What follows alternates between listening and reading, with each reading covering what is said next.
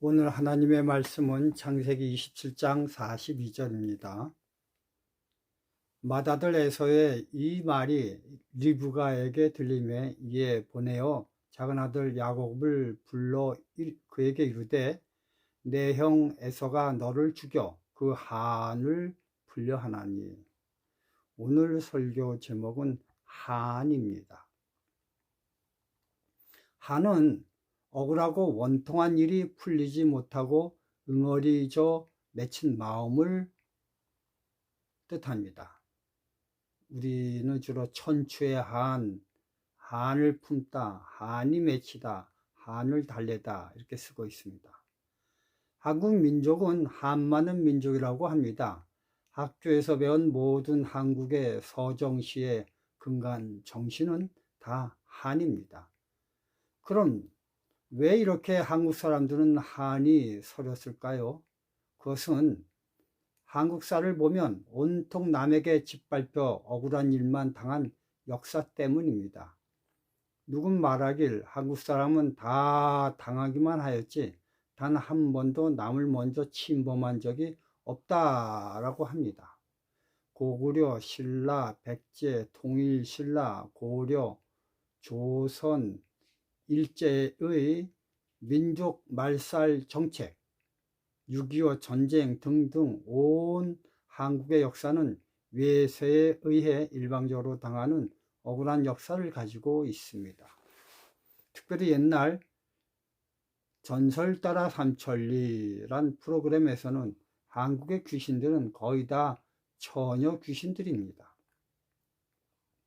이 처녀 귀신들은 마지막으로 가는 곳에 가지 못하고 구천을 떠돌다가 자기의 한을 풀어줄 사람을 찾는 이야기입니다. 이런 한 많은 민족이 근대에 와서 한을 풀기 위해 목숨 걸고 뛰기 시작하자 세계 역사상 그 유례가 없는 속도로 경제의 기적을 일으켜 세웠습니다. 유엔에서 원조를 하여 일어난 나라는 전 세계에 오직 한국 한 나라밖에 없다고 합니다.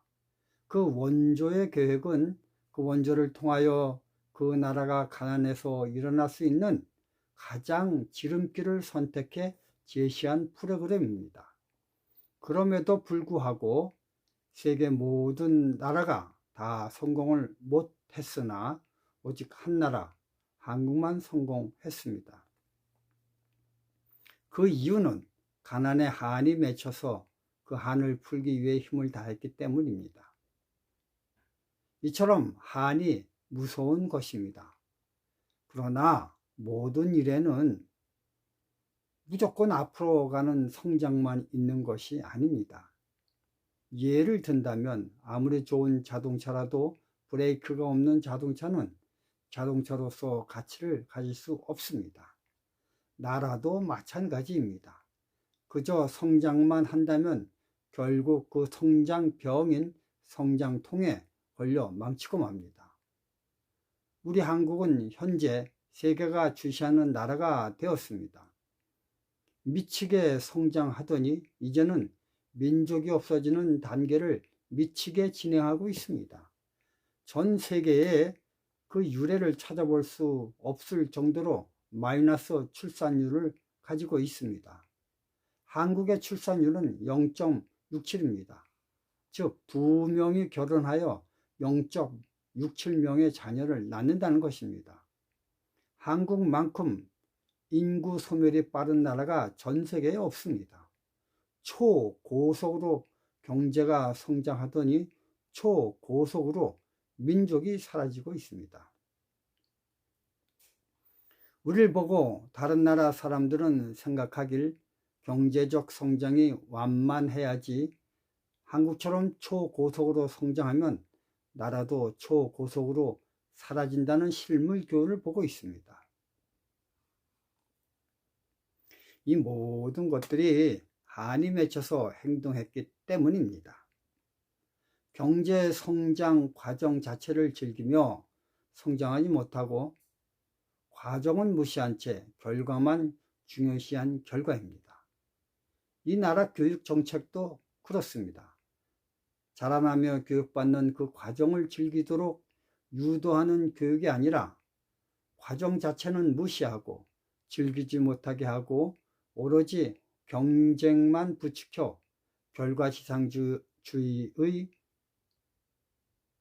결과만을 쫓아가게 하는 교육이 이런 극한 상황에 애를 낳는 것을 기피하는 나라를 만들어 버린 것입니다. 이처럼 한이 맺히면 개인이나 나라나 제대로의 정상적 판단을 흐리게 합니다. 한 아이가 태어나면 그 아이는 그 아이 나이에 맞는 인생 경험을 하며 자라나게 해야 되는데 한국은 그렇지 못합니다.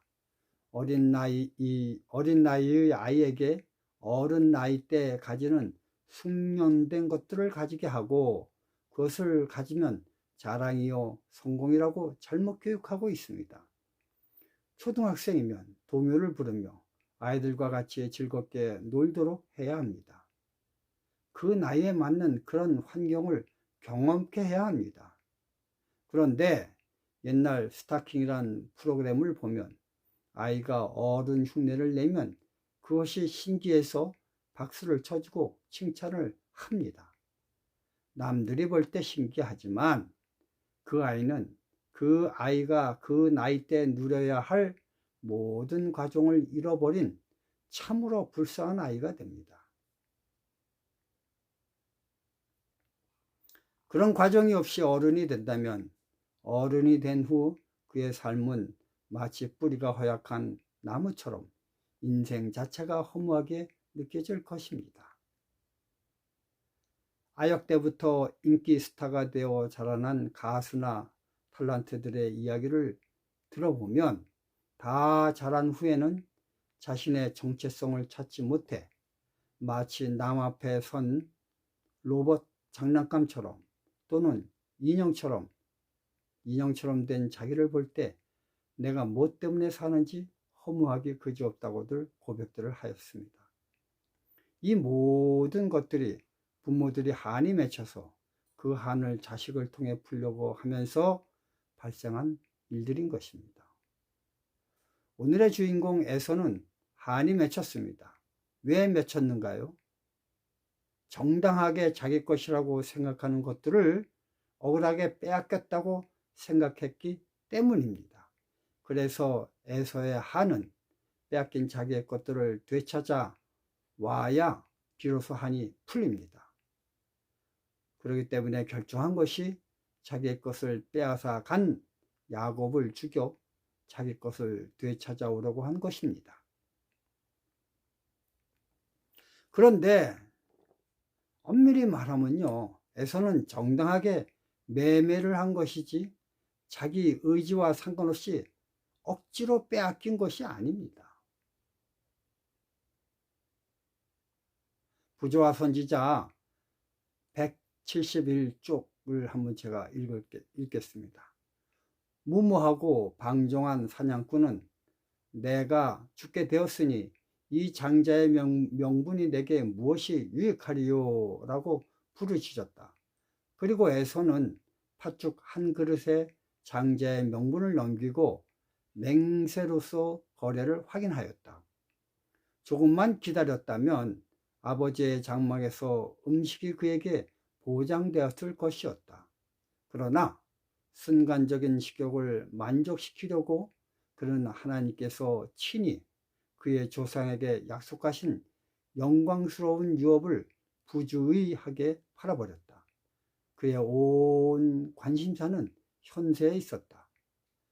그는 땅의 것을 위하여 하늘의 것을 희생하고 미래의 행복을 순간적인 방종과 교환하였다. 여러분, 위의 참고 문헌에 의거한다면 에서는 자신의 식욕의 만족을 위해 정당하게 자기 장자 권리를 양도한 것이지 빼앗긴 것이 아닙니다. 정말 말 그대로 미래의 행복을 습관적인 방종과 교환한 것입니다. 그렇다면 자기의 방종과 식욕을 원망해야지 남을 원망해서는 안 됩니다.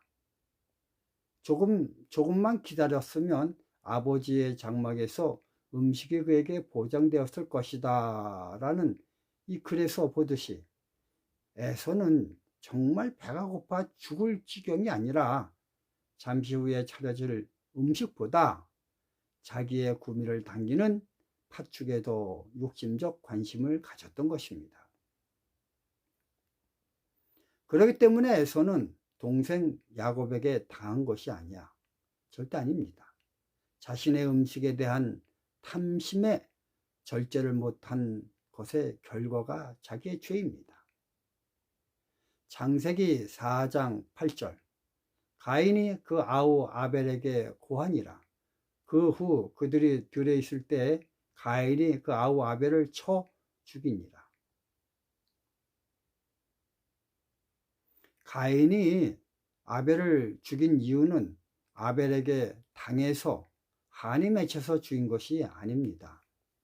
창세기 4장 3절 5절 세월이 지난 후에 가인은 땅의 소산으로 제물을 삼아 여호와께 드렸고 아벨은 자기도 양의 첫 새끼와 그 기름으로 드렸더니 여호와께서 아벨과 그 제물은 연락하셨으나 가인과 그 제물은 연락하지 아니하신지라.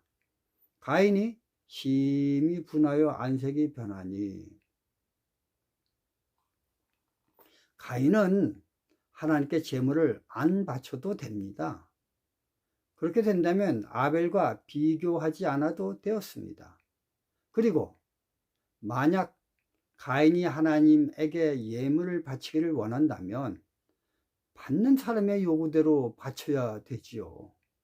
자기 방식대로 드린다면 그것은 상대방을 무시한 무례도 그런 무례가 없는 것입니다. 가인나에서는 약간의 한이 있는 건 맞지만 그러나 그들이 동생을 죽이는 정도의 엄청난 한은 상대방에 의해서가 아니라 자기 욕심에 의해서 발생된 피해 망상 의식입니다. 엄밀히 말해서 한국 민족이 역사 속에서 당한 한과 같은 한은 절대 아닙니다. 야고보 1장 15절 욕심이 잉태한 즉 죄를 낳고 죄가 장성한 즉 사망을 낳느니라. 여러분들의 한은 어떤 종류의 한입니까? 가인이나 에서와 같은 한 같지 않은 한을 품고 있습니까? 아니면 사단의 방해로 하나님의 사업을 제대로 하지 못해 형장의 이슬로 사라진 침례 요한의 한과 같은 영적 한입니까? 우리가 우리의 모습을 깊이 생각하는 하루가 되길 바라며 말씀을 마치겠습니다. 감사합니다.